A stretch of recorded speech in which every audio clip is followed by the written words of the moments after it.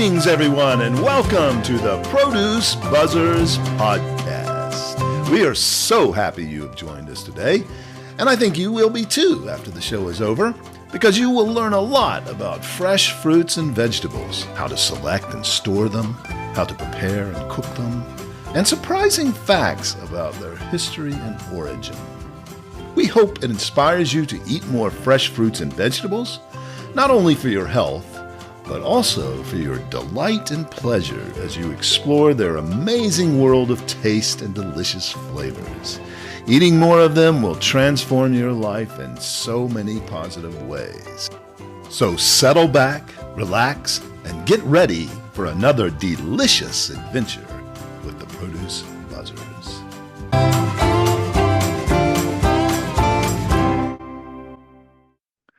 Greetings, Produce Buzzers podcast fans. Welcome to another delicious episode of the Produce Buzzers podcast. I'm Edwin Stepp, your host and executive editor of ProduceBuzz.com. I'm joined once again by Teresa Nolan, the president and founder of Produce Buzz, along with Rick Stepp and Cynthia Benedetto, both contributing editors to Produce Buzz. Produce Buzzers podcast fans, you may have noticed that beautiful, delicious cherries are starting to show up in the produce sections of your favorite grocery stores. Yes, it's that wonderful time of year again when the new crop makes its way to the fresh produce aisle. Our guest this week has spent his career at one of the largest and premier fruit growers in the nation, Mac Riggan, the director of marketing for Chelan Fresh and Joyfully Grown brand, one of the largest growers and shippers of cherries in North America. Chelan Fresh is a shipper of apples, pears, and cherries owned by the farmers who grow the fruit. Their farms are family-owned, many of which are now being led by the fourth, fifth, and even sixth generations of families. Sons and daughters have followed in the footsteps of their parents and grandparents, in some cases great and great-great-grandparents. Growing fruit and growing it well is just in their genes. Today, since the cherry season is now starting, we are delighted to have Mac on the show to tell us today about the delicious varieties of this fruit that Chelan Fresh grows. Mac, welcome to the show, and thanks for joining us. Thank you. It's good to be here. Yeah, we saw each other last in New York at the New York Produce Show. We had a good conversation. I enjoyed seeing you there, meeting face to face instead of over a computer screen. That was nice. So you're off to a great start, I hope, in the cherry season. You're starting to pick and pack now. What does the season look like? Well, we're starting a little bit earlier than last year. We have less volume than last year. The cherry fruit size is bigger than last year, and California is finishing earlier than last year. So everything looks good. Good. Okay. So it'll be, even though there's less fruit, bigger size, you hope it'll be kind of like a wash or equal out somehow. Yeah, the only downside will be that the industry is going to finish earlier this year. Some of the late season growers were affected by the February frost and cold weather, and the Canadian growers were really affected by it. So whereas the cherry season would probably be supplying the industry through the end of August, that will probably go till about August 12th this year, and it'll be suddenly over. So Wow. My word to consumers is get cherries now because they're not going to last as long as they usually do. Yeah. Okay. Well, we'll get into more of that in a minute. I want to remind our listeners more about Chelan Fresh and Joyfully Grown. Tell us about Chelan Fresh, and remind us. You were on before last year. It was great to have you then. But when did Chelan Fresh get started? What's a bit of its history? So the actual Chelan Fresh company got started in 2004, but our roots go back, 6 generations, which is significant because only less than 3% of family operations make it to the 6th generation. So while there's a lot of pride in that, there's also a lot of pressure not to be the ones to mess it up. And so, every day, I think we have the attitude to work hard and accept whatever role you have in the company so that you can honor what's been left for you and respect that, and then preserve it for those that are coming after you. So that's really the guiding principle for us. And that's what came into us developing Joyfully Grown. When we came to the point where we were going to do a brand refresh and we needed to come up with a new brand, we sat around and thought, let's don't just come up with something that says, you know, what we do here. Let's talk about who we really are. You know, who are we when we're not in the farm, when we're not in the sales desk, when we're not at a trade show? You know, what is the conversation like when you start talking to customers or colleagues? And, you know, what do you do when you're not working, right? That comes up. Yeah, that's beautiful. That name is so beautiful. It expresses so much. It's deep and rich, and it's authentic.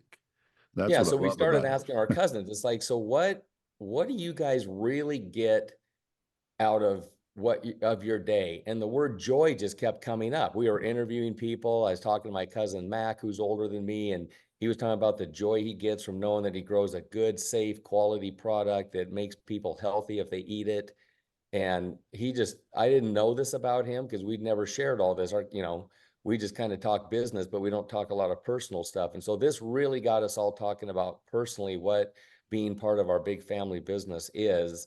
And that joy came through. And then I think it was one of our other marketing people, Lorinda Oscarson, that actually kind of coined Joyfully Grown. it.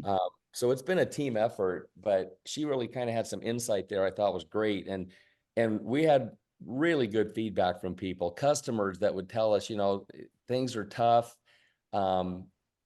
But they, you know, they just thought a little bit of joy in my day is something that was really something that they would garner. And we have some neat videos that show all that. Yeah, fantastic. And that's on your website Mm-hmm. where people can go. Can you give the web address for people to go look at that? Because I think our consumers really like to connect with, I mean, our listeners, I should say, really like to connect with where their food is coming from, who's growing it, what do those people like. So if you can Yeah. give that web address, I know a lot of them will Yeah, check if they it out. just Google Chelan Fresh, it'll bring it right up. You Okay, can go www.chelanfresh.com and that'll bring it in there and take you right to the Joyfully Grown page and story. And Chelan is CHELAN, and yeah, is that .com? yes. CHELAN.com. Go check those videos out. I've looked at them. They are very inspirational, and they will inspire you. So good. Well, congrats on that. And I know that brand name is fairly new, but it's probably taking off, as you said. A lot of your customers are giving great feedback. It's a beautiful logo too that you have with it. It's also very it expresses the joy, I think. It's very Yeah, good. Yeah, we hope and so. you Thanks know, for that. I mean, there was a lot of work that went into it and we plan to stick with it for a long time. it's interesting because while you guys were discussing that, I was reflecting on my million years in the produce, and it was satisfying, it was passion, it was like joyful, wouldn't have been the word. However, I loved it. And I do agree that joy is a really interesting, nice word to use. And that wouldn't have been one I chose. Very good. Well, let's talk about some of the things. There are many factors that set Chelan and Joyfully Grown off from other growers. But one of the things that is where they're grown there in Washington State. It's a unique climate and place for that. Can you tell us why is that such a good region for growing fruit? We're on the eastern slopes of the Cascades. So we have a very dry climate here. People usually think that all of Washington is like Seattle because that's what most people experience when they come through the airport on their way somewhere else. And so they just think of rain. Very Right. dry climate. It affords us the ability to grow a lot of good organic fruit because we don't have to deal with fungicides, which do not have a very good uh, organic answer for that. Also, cherries do not like rain. They like to be watered, but they don't like to be rained on when they're ripe. It causes them to split and get soft. So we mitigate that with helicopters. We also know we have very, very extensive weather apps that give us an idea of how much rain's coming, and you can actually cut the water off to the orchard to let it dry out a little bit. So when it rains, it'll absorb some of that water without splitting the cherries.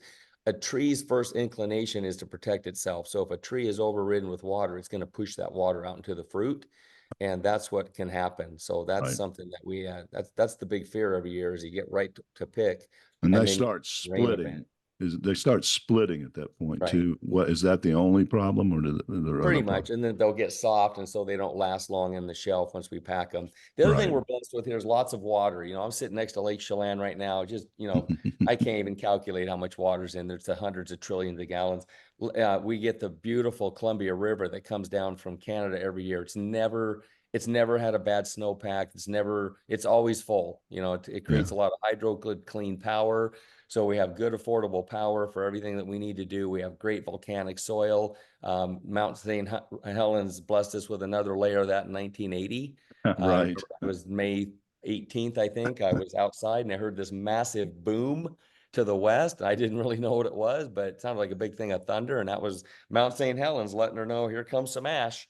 So that's Wow. settled into the soil, and that's been going on for thousands of years. And so we have really good soil, good sunlight, just really ideal conditions for growing tree fruit.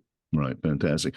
I got to go back to the keeping the water off the cherries, because you said something in there, which we talked about last time, but I think we went over it. Some of our new listeners would probably like to hear that.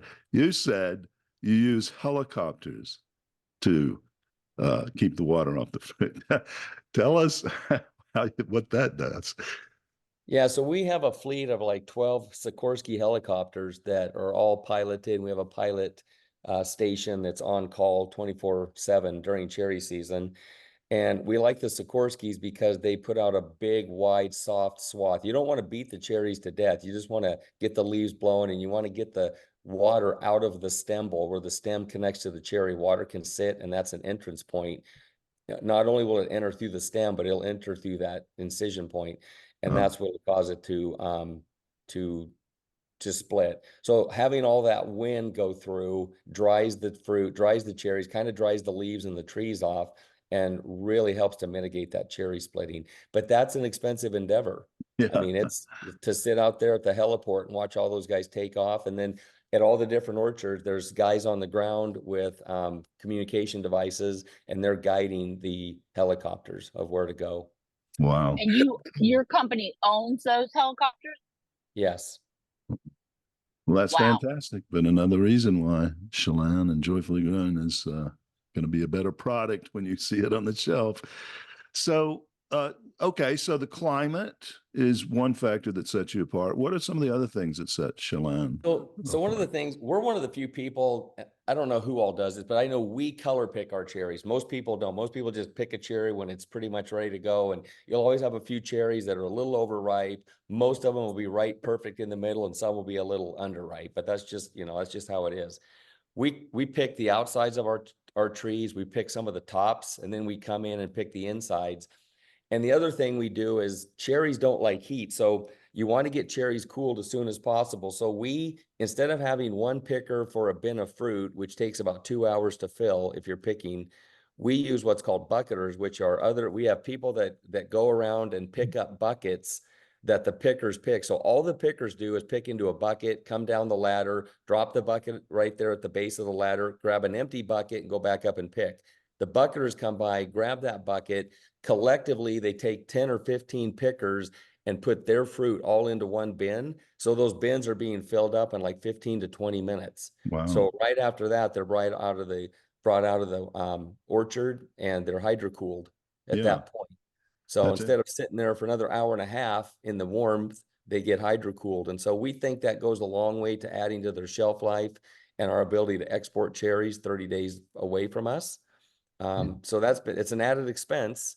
But our family is extremely committed to the cherry eating experience. And it's just Mm. something we've decided to do it this way or don't do it at all. And we always hope it works out. So far, it's been a good investment in that kind of activity. Yeah, and it helps them get across the country and stay fresher longer, all of that. So that's a commitment to your customers.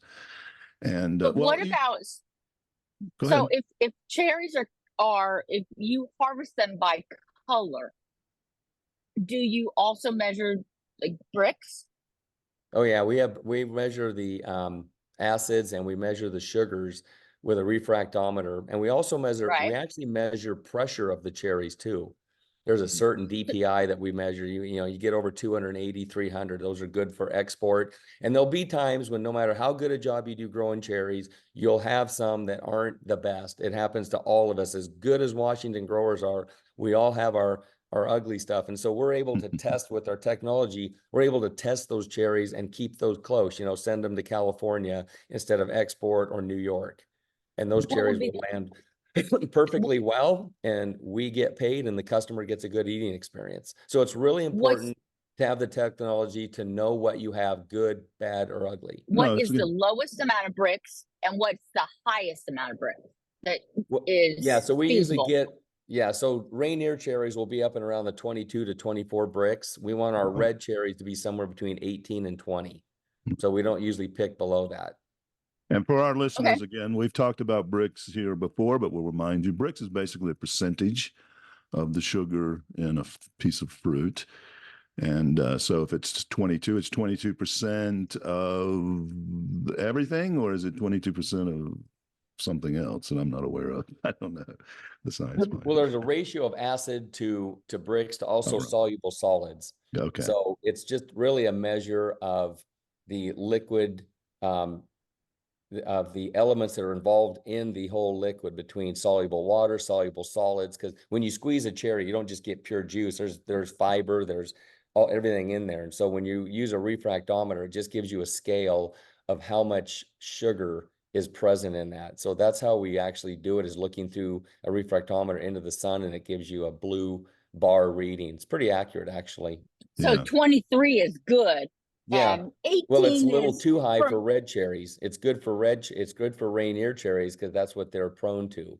But when you have red cherries, you get more of that acid flavor. A lot of people don't like pure sweet cherries. They like acidic fruit. So I should qualify that I like sweet.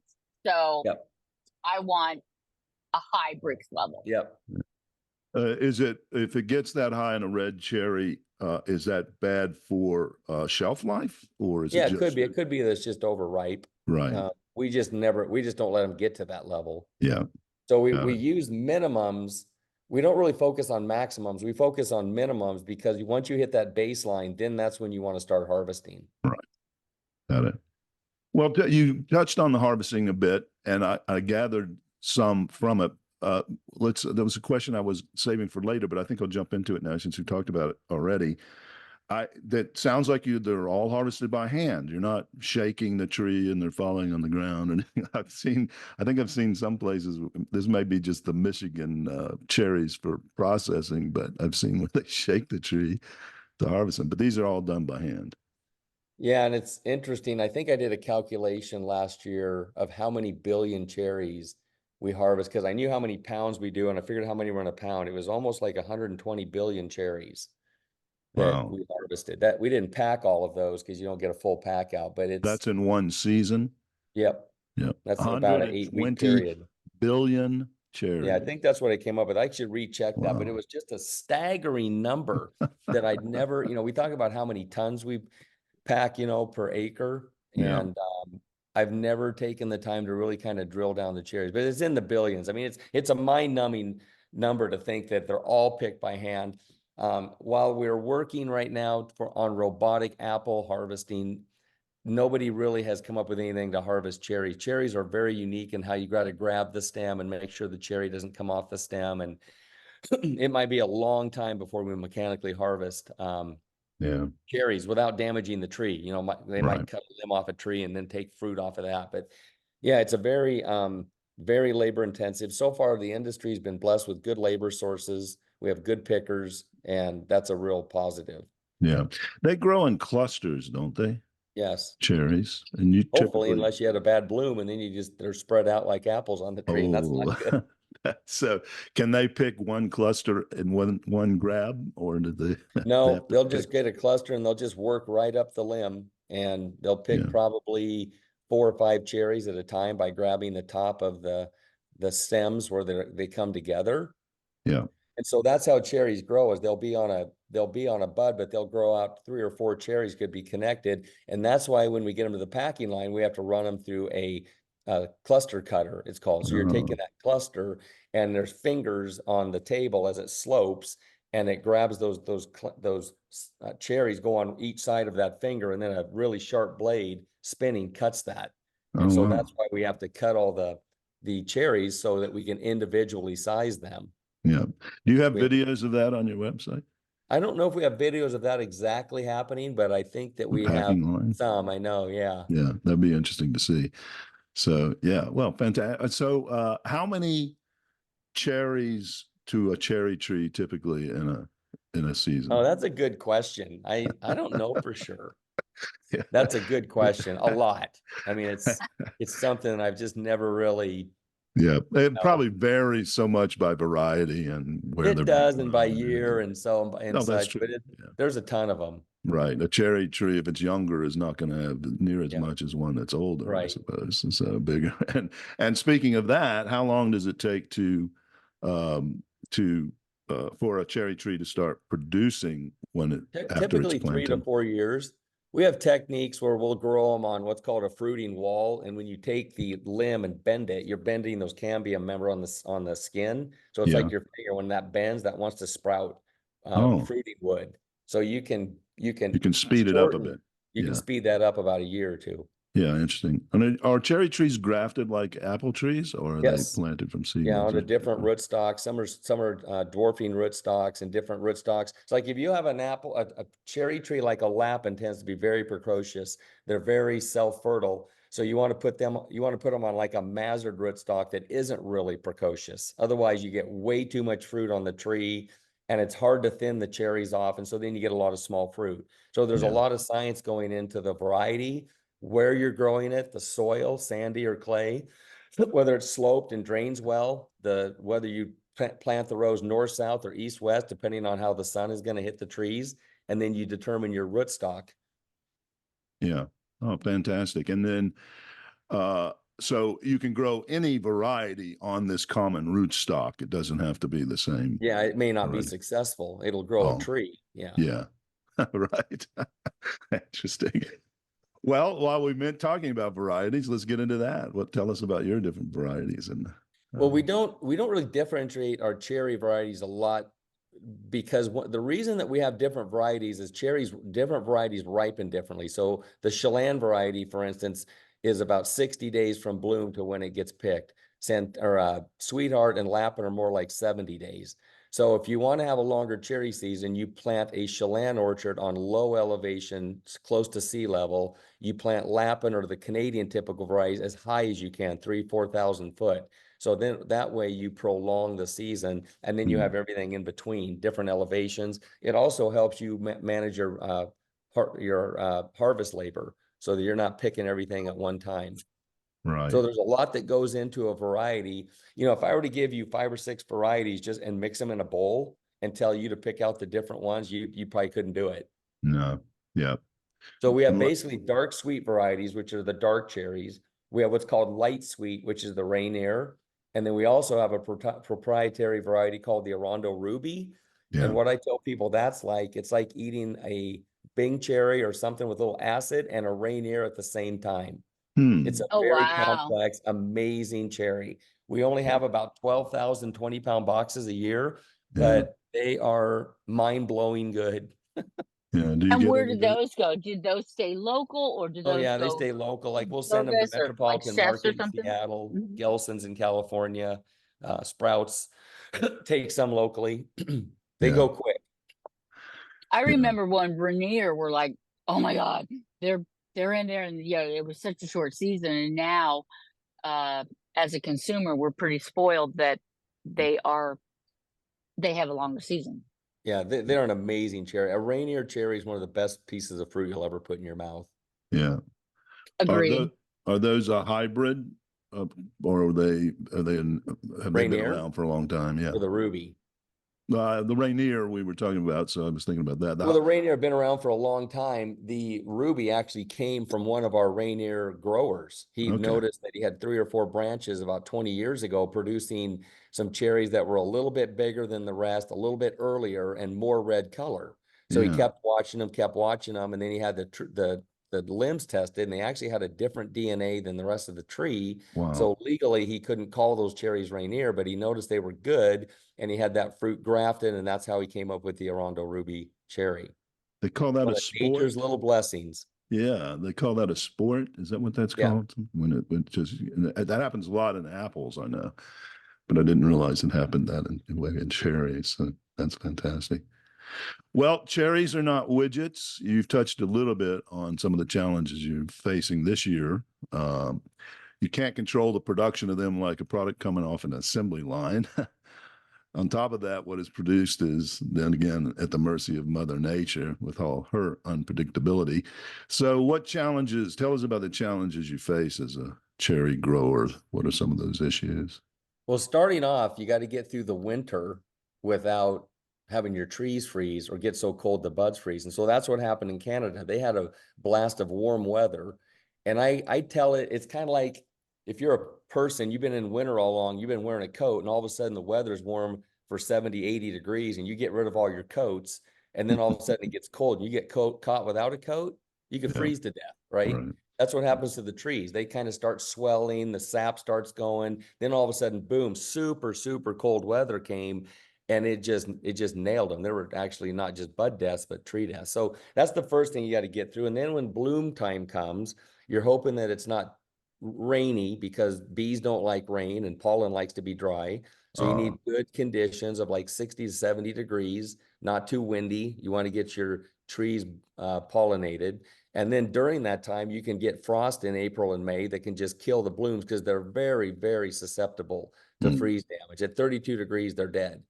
So we use all kinds of mitigation. We've actually, guys will turn on their water, and I've seen trees completely coated in ice, because at that point, the water is giving off heat to turn into ice, and that heat is going into the bloom. So while you think you might have hurt the tree or the bloom, you actually protected it. They Right. use heating devices. Will actually have propane burners around the perimeter of an orchard, and then high aerial fans that mix all the air. And sometimes you're just trying to move or change the volume of air that might fill a huge football stadium. You're just trying to change that 1 or 2 degrees. That's the difference between having a crop or not. Right. Once you get all through that, then you got to make sure that you don't have too much heat, because you don't want the cherries to come on too early, or the trees get stressed and they produce a not so good eating cherry. And then right before harvest, you want to make sure you don't have rain right before you pick. Yeah. Yeah. So it sounds like the Florida citrus industry, like would, has to, all the different variables need to come together. The stars need to align, if you will. But that just seems like the picking by hand.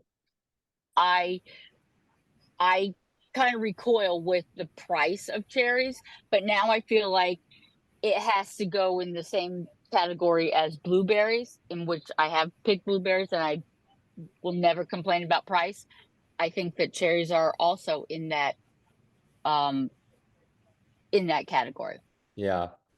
So yeah, we spend a lot of money to get cherries, and people ask sometimes, why do you go through all that? It's like, well, I don't know. It's a family business, and there's a lot of challenges, and there's a real joy and sense of purpose when you battle all that and get through it, and then bring in the harvest. The joy and the satisfaction is just overwhelming. You can't write a check for that feeling. You just can't. That's fantastic. I love that. A lot of challenges there, but as you said, the joy of seeing it come to fruition. I'm sure you've had some bad years, but probably never a year where you didn't produce something that you were proud of. Yeah, for the most part, we harvest cherries. We've been very lucky not to be wiped out like some of our poor Canadian friends, which is just heartbreaking, honestly. Yeah. We've had times when it's rained for an entire week across the state, and a lot of fruit got damaged and taken out of the system, and then we had to wait. And so there's challenges for the retailers too, not just us, because they're expecting, they're running ads and putting a promise out to a bunch of millions of consumers, and then all of a sudden the consumers come in, there's no cherries. It's like, you lied to us. It's like, well, you wouldn't believe the things we had to go through to even get these cherries here. So sometimes they're out in sunny California and they don't realize it's raining where we are and has a problem. So for the most part, yeah, we harvest a crop and do some sort of profitability. Yeah. I'm amazed Some at sort. I'm We're amazed at very what capital intensive. You can realize with all the, we have cherry lines that cost in excess of $10 million and we run them for 8 weeks. I mean, if you're a Harvard business class, you'd be studying us going, you guys are idiots. We have a fleet of helicopters that doesn't get used except during cherries. And some years, what's weird is you have millions of dollars of helicopters and you hope to not use them. When it's that's all said funny. and done, you look at them and go, yeah, we didn't even use them, put Yeah. them back in storage, and we don't even loan them out to the Forest Service or anything. They generate no revenue whatsoever. Well, it's like So they're going like, insurance. with the variable change, roulette is probably safer, Yeah, black or red. that's why when I go to Vegas, guys ask, do you want to go gambling? I'm like, no, there's not a thing down here that'll pucker you up like what growing fruit does. I do that. I do that every day of my life. That's good. What is Mac, going to be the optimum price point for cherries this season, approximately? At the store? Uh-huh. I think you'll see like $3.49 a pound, and then you'll see some ads at maybe $2.49, even as low as a $1.99. But I think a lot of cherries will be retailed at $2.99 through the season when it really gets started. I haven't seen $2.99 like I don't think ever. Well, you're in Florida, so It's a long way from. That's Yeah, expensive. I'm Florida. seeing like that's why I'm so finicky about it. It's like it's always it could be 5, 6 something, $5 It and depends on the something, size or fruit that the retailer brings in. Like if you go to Met Market, they'll be $9.99 a pound, but it's not a huge amount of volume, but they're big, beautiful, mind-blowing cherries. I mean, you're getting your if money. they're sweet, I'm golden. Yeah. But if they're like it bumps me out to pay over $6, and they're like, Yeah. all right. So What about in the it might club? be What about $4.50 in a pound. I think about like, we sell Costco a lot of 2-pound cherries, and I think they try to be like $7 to $8 on a 2-pound. They stay under 10. So I think, yeah, they might be more, the fruit's going to be bigger this year. So there's going to be a lot bit more bigger fruit in the market. So it could be a little higher than that. Yeah.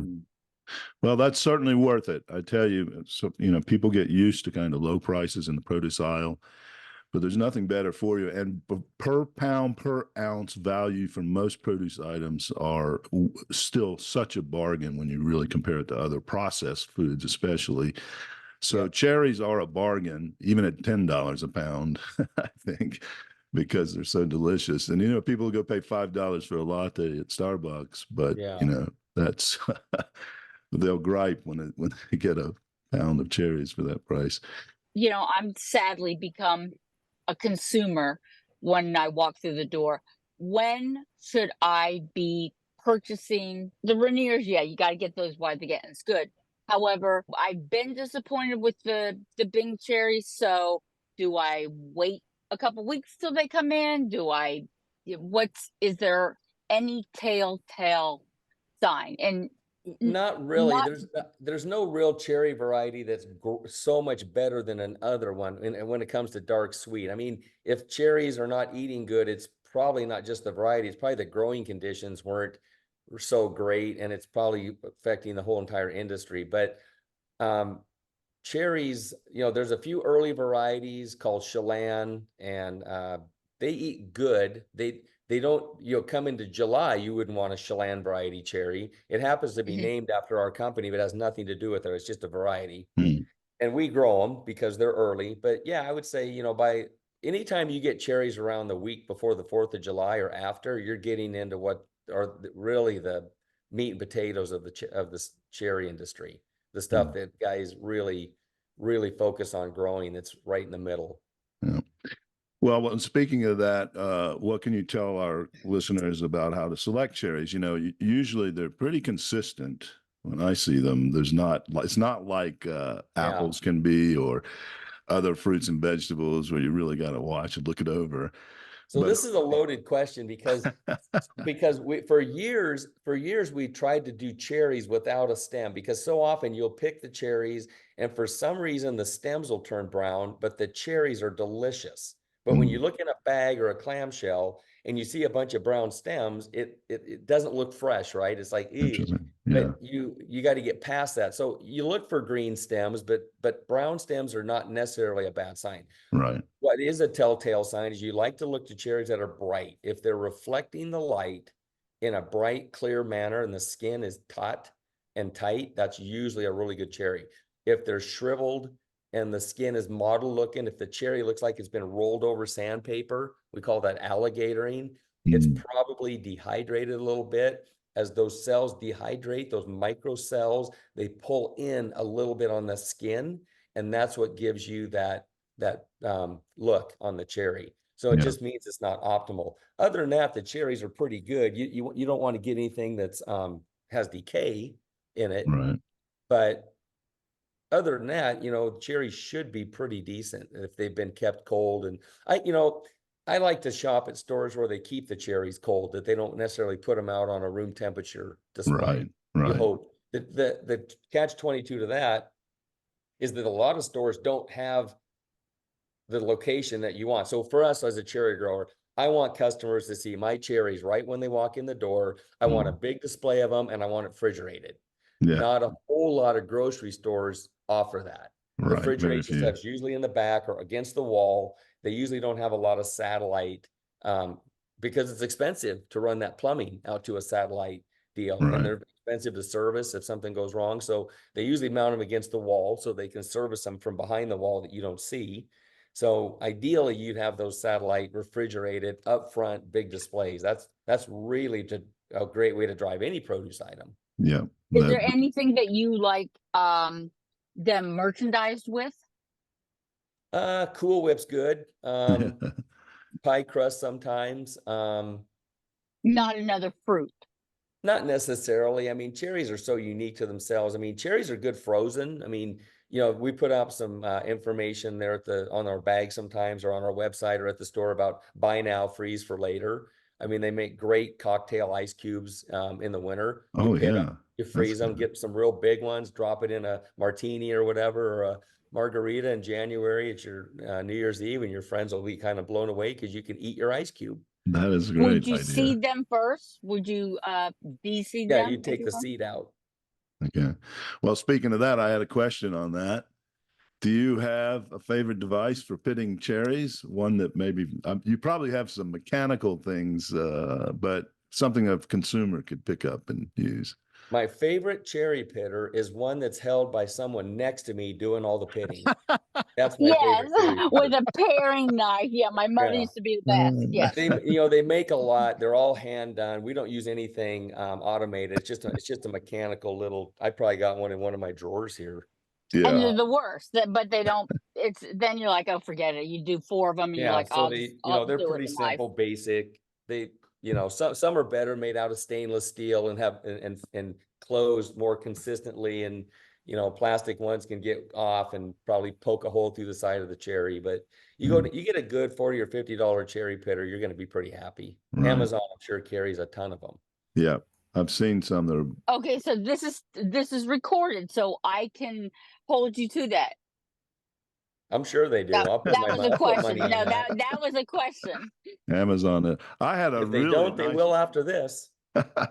I had a really nice one, cherry pitter that would do 6 at a time. Oh wow! It would just clamp down, and it was well designed. It worked very well. But what happened to it? I lost it. I don't know what's happened to it when I moved. Or it And walked I haven't been away. able to find another one. But anyway, that's I have where not been at your house recently that it would have been. I was certain you stole it. That would be fair. I like that. His favorite cherry pitting device is the one that the person has next to him doing it. Yeah, that's a good one. Of course, Absolutely. I usually just use my teeth. Yeah. When we And buy then frozen spit it cherries, out. I'm sorry. When we buy frozen cherries, are those mechanically pitted or do they do them by hand Those are done on a machine. on a machine? Okay. Yeah. And do you Now, sell are to the process market like that? Yes, or we do. Yeah. Yeah. Excellent. Oh, good. And would those be a higher bricks at? So I'm going for the sweet. I want the sweet stuff. So would that be it certainly would be more consistent but would that be a sweeter cherry? No. The only way you're going to get a cherry sweeter is if you dehydrate it and remove some of the moisture. Then you're going to get a concentration of the sugars and the acids, and you're just going to get maybe a flavor that's too strong. I'm not a fan of dried cherries, honestly. Like I am of dried No, mango. I agreed. love dried mango. Yeah. Dried raspberries. I love dried nectarines. Oh, nectarines are great when you dehydrate them. And Yeah. pears are really fantastic. I don't But know. yeah, Yeah, they cherries, are good. I'm Yeah. not a big fan of dehydrated cherries. That's just Yeah. me. I love them, especially if they're chocolate covered. Oh, yeah. Anything with chocolate on it. I You could like green do peas the with chocolate on them. yeah, you could do the seeds and the stems with chocolate on it. Okay, green peas with chocolate. There's a new item for me to develop and market. I'm going to go after that. Chocolate covered vegetables. Somebody's got to be doing that. So, like I said, I put them in my mouth and pit them that way, and then I spit it out. And that reminds me that there's a big cherry spitting contest in Michigan every year. You have one in Washington? No, we put them between our thumb and forefinger, and you can throw them farther. And it's more Oh, kosher. okay. And then the cherry's left behind to pop in your mouth. Yeah, you just Yeah. take the cherry seed out, put it, and it's got a little flesh on there. Boy, you can snap them across the room Ah, No, that's okay, I after get it. you I after yeah. you've eaten it. got So it. that's after you take so Rick, that would be with your pumpkin chunkin kind of contest. Yeah. Yeah. Gross. Right. Yeah. There was do you know what the record is for the cherries spitting contest? Can't imagine. 93 feet. Yeah, that's some lungs. A guy named Brian Krause in 2004 set the record, and it hasn't been broken yet. So, What was the wind speed? That's impressive. yeah, yeah, the wind speed may have had something to do with that. I don't know. Maybe it's indoor, but I don't know. Or maybe he was like standing high up and like Yeah. spit it down. That's Like that's to get it in your mind. It's the length of a basketball court. Basketball court's 92 feet. So that's Wow. how far he spat. what he score on the SAT. Oh, I don't know. And what's the world's record for the largest cherry that was ever grown? Do you know that, Mac? I've got I that. don't know. We actually have a cherry ring sizer card that used to start with 12-row cherries. And so the way the row size goes is it's how many cherries does it take to equal 1 foot? So the bigger the number, the smaller the cherry. So a 12-row means there's 12 of them to Okay. equal 1 foot, right? Got it. So 10 of them are, so big cherries, like the 7.5 row is big. We actually made a cherry sizing card where we took 11.5 and 12 row off the card and replaced it with 8 and 7.5. And my son one year, when he was doing that bucketing, he was young, he actually found a 7.5 row or cherry in one of our orchards. He was constantly looking for stuff like that, kept his mind busy. But in general, if you get a 9-row cherry, which a lot of them get exported, but we're doing a lot more domestic business with those these days, that's a big cherry. That's a Yeah. lot. And what's the flavor like? It's the same. It's good. What's Okay. amazing about cherries is no matter how big the cherry, the seed is generally the same size. So like an avocado, no matter how big the avocado, the seed's the same. You're getting a lot more for your money when you buy big cherries. Interesting. Yeah. Well, the world's record for the largest cherry was set 2 years ago by an Italian farmer. The cherry was over 5 inches in diameter and weighed 33 grams. I think It I was heard like an about that. It's a apricot. different variety. Yeah, I'm it sure looks it like a is. big plum. Yeah, it probably doesn't eat as well as your I don't cherries. know how those taste. It's Yeah. probably okay, but I think it's called a plum cherry, and plum in Yeah. it. So it's a variety, specific variety. It's not, you Yeah. couldn't get a It's 5 neat. inch It's Rainier cherry. interesting. Right. It'd be Okay. better for baking. You'd only need give me 10 of them and you're good. Right. That would be Yeah. like a 3-row cherry, right? If it was Yeah, five right? inches. Almost a 2-row because like you two said and a it's how half. many in a foot, right? So yeah, just about 2 rows. But anyway, we don't need them that big. I think what we're getting from you is good enough. So, which country grows the most cherries? Do you know that? Actually, Turkey grows the most cherries, believe it or not. About 23% of the world's production comes out of Turkey, Mm, followed by Chile, and then probably Russia's in there, Oh, and really? America's down like 4 or 5. Okay. Wow. Russia. Turkey's Interesting. surprising and Russia's surprising to me. Yeah. Well, Turkey is where they originated, cherries. Well, So from what we they know, is originated that in Asia Minor. okay? They got to the United States in the 1600s with early settlers. Why they would bring cherry over or cherry seed or whatever, who knows? But they Yeah, maybe liked them and thought, oh, if we can get them to grow over there. But that's how they basically got to the United States. right. And how did they get to Washington? I don't know. Our great grandfather planted the first apple tree in the Brewster area, and to this day I'm not even sure where he got it, but I'm sure that cherries were somewhere and everywhere, and they were just back east, and they probably grew okay, and somebody brought them out here and planted one and had said, "Hey, these do really good." Yeah. So it's been an industry that's been around for, I don't know, probably since the late 30s. The cherry industry really just kind of putzed along until we came up with hydrocooling and better packaging lines. And the commercial cherry industry in Washington really took off in the 80s. Before then, it was just a little cottage industry. There were not a lot of cherries. Most retailers would have cherries over the 4th of July and they'd be done. That was it. There was never much of a season. Interesting. Yeah, That's it's really changed in the last 30, 40 years. Yeah. Well, George Washington, maybe he cut that cherry tree down and grafted it. I was gonna say, yeah, him and maybe Lewis and Clark took him west. Well, this has been fun, really enjoyable, very enlightening. What else would you want our consumers to know about Chelan and Joyfully Grown, and especially the cherries? Like any fruit and vegetable, cherries are really good for you. They have really good phytochemicals, antioxidants in them. You got to be careful eating too many at one sitting. I'll be honest about that. They can mess with your inside. So you want to be careful about It's that. hard not to eat them, overeat them. Yeah. But I think the main thing is, get them home, keep them cold, rinse them off, keep them cold, and try to do different things with them. I mean, regular cherries make phenomenal cherry pies. One of my favorite pies is a Lapin cherry with rhubarb with some raspberries thrown in. It Oh, makes one of the best pies you'll ever have. So I don't use pie cherries. A lot of people use no. the old light colored pie cherries and then dump a bunch of sugar. Oh, No, use dark sweet cherries and use very little sugar, and right. you'll get a cherry pie that's as good as anything you've ever had. Yeah, that gooey That pie. recipe online? I don't know. It's in my head. Yeah, I'll try it and I'll report back. What percentage of rhubarb? I go about half and half, and then I put in just like a pint of raspberries. Just the raspberries just get smothered, smushed in through it, but you get a little bit of that taste in the pie, and it's phenomenal.